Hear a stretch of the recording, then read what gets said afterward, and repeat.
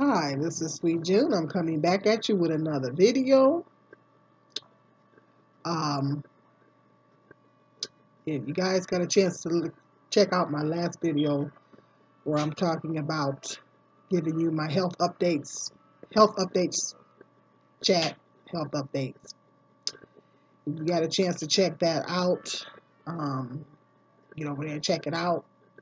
Where I was talking about basically updating, talking about what's going on with me physically, as far as my back and my hands. Make a long story short, just in case you didn't get a chance to catch that video, um, I'm having some losing some bone in my back. I was diagnosed with spinal stenosis in my back, and I got severe carpal tunnel in both my hands. So I'm looking at, they're talking about the possibility of doing surgery on my back, but I'm trying to get around that. And I'm looking at the possibility of having to do surgery on both of my hands for the carpal tunnel. Um, but I want to talk about, I mentioned in that video that I was going in the process of filing for Social Security. And I just want to kind of go through some of just in case, just giving people the information on how you go through the process of filing Social Security, what the process is, and um, because it was an education for me because never filed it before, and um, so it was a learning experience for me and an education for me filing for the process. So I just wanted to, just in case somebody's watching out there, you're thinking about you might be facing the possibility of having to file Social Security, or you in a position to where you probably will have to, but unsure about going how to go about the process. I'm going to break down how to go about the process and basically tell you, give you some information about what kinds of questions they ask you and things like that. So, just wanting to share that information with you guys because it'll be helpful for somebody that you don't know how the process goes or anything like that.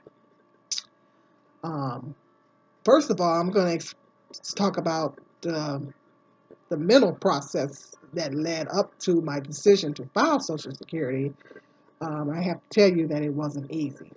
It wasn't an easy decision for me to come to the decision to file the Social Security because it's a pride thing. I worked for many years, and I'm pretty independent, and I'm used to going to work, and earning money and everything, and taking care of things. And I was a single mother for many years, so I'm just used to that. I'm just used to getting up, going to work, and paying bills and things like that, and take care of everything. But now I'm having so many issues with my back. The work that I am most qualified and trained to do, I am not able to do right now. And I don't the jobs that I have the least experience in and the least qualifications in, well, I'm not going to be able to. It's going to be difficult for me to even find that type of work. Um, but the jobs that I am most qualified to do, that I have the most experience in, I am not able to do right now. That's just the reality. Because of my back issue, um, because I have a hard time standing for long periods of time. Um, I can't do any heavy lifting. I can't even sitting for long periods of time. If the chair is not a comfortable chair, that can cause problems with my back. And having severe carpal tunnel in both hands, and issues with my elbow, it's just difficult. It's not able to work right now. And so, but at the same time, like I said, it wasn't an easy decision mentally for me to come to that decision. I put it off. I thought, well, maybe, it was hard. It was very hard. I don't want people to think not for 1 minute that this was a snap decision. It was not a snap decision for me. When I initially quit my job back in October, I didn't even know I was going to even be off this long. I had every intention on going back to work. But then I realized that my back and hands and stuff was worse than I thought they were. So I'm looking at the possibility of having to have surgery done on both of my hands. I'm trying to get around having the back surgery. Um, but if I do decide to not have the surgery, I'm going to have to try to manage the pain some type of way so I can try to get back into some employment. But that's going to be a process. It's going to be a long time. Meantime, got to have some type of income coming in, you know, because life is not free. So the mental process for me to even get up to coming to that decision was a difficult one. But when I finally made that decision to go ahead and file the paperwork, I, found out, I guess because of COVID, it used to be, I guess you could go into the office and sit down with somebody and they would go through the process with you. I think that's how it worked before. Now, I'm not 100% certain of that, but I think that's how it worked before. Like you would go to the Social Security office and they would kind of walk you through it. Um, Now, don't quote me on that. Somebody correct me in the comment section if that's not true. But because of COVID, because now we're in the time period of COVID, the Social Security office is predominantly been closed. So I think it's open by appointment only or something like that. But they're not trying to let people up in there like that. So um, they said that to file, you would have to do an online application. So I went online to um, went on to the Social Security site, and and I think you sign up. First you have to sign it. You have to sign up, and put your email address and everything in there to kind of sign up. So every time you go to the site, you can just um, just sign in. So you basically create an account. That's basically what I'm saying. It's like you go in and you create your account and you put your password and all that stuff in. So every time you go onto the site, all you have to do is to sign in. So I had to do that, create an account, and then you go in and I highly recommend that the mistake that I made. I will say this: the mistake that I made is that I got the MRI done after I filed it. I should have had all that done before I filed the first application, because I was actually denied the first time. So I'm in the process of I'm going through a appeal process right now, um, and they say it's pretty standard. They say most people get denied the first time. They say it's pretty standard. But I highly recommend if you're going to file to make sure you got your documentation up. Make sure you get all your tests done. Make sure if you need an MRI, get that done. If you need any extensive tests, because the X-ray is only going to tell you so much. So any extensive test that you need, go ahead and get that done before you file that first application, because your chances of getting approved might be better the first time around. And that's a mistake that I made. I didn't get the MRI. I got the MRI done after that first application. But you want to get all that stuff done the first time around. So that's what I highly recommend. And that was a mistake that I made. And so but the application process is very lengthy.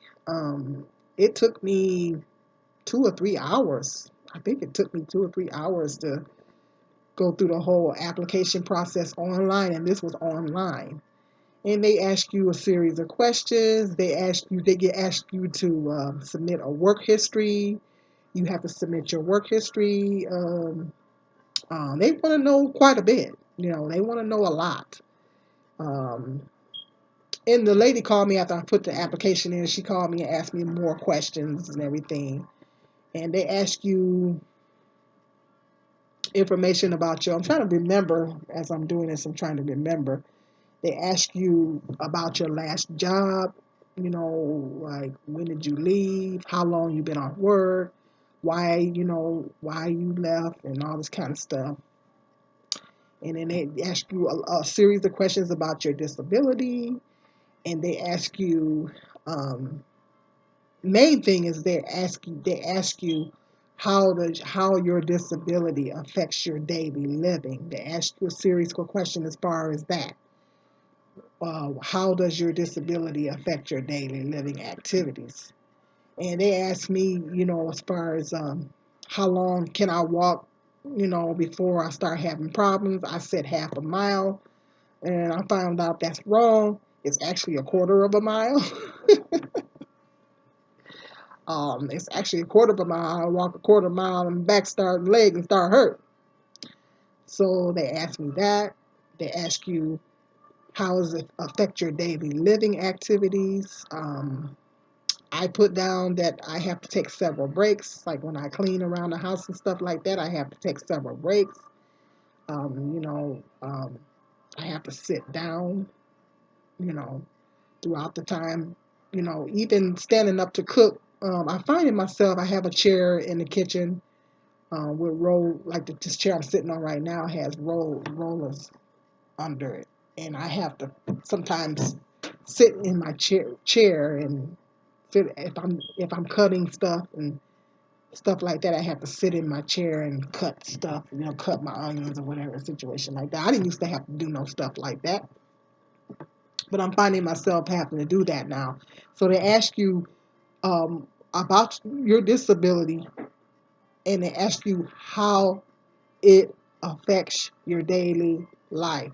Make sure that you're very detailed and very descriptive when you're filling that out. And make sure that you tell them, even tell them as far as you're sleeping. Like the only place I feel comfortable is sleeping in my chair. Tell them if you have difficulties sleeping, or I think they ask you that though. I think they ask you in an individual question about that. But make sure that when you fill out that information, it's very detailed. You know, make sure you're very detailed in filling that information out, because that information is key.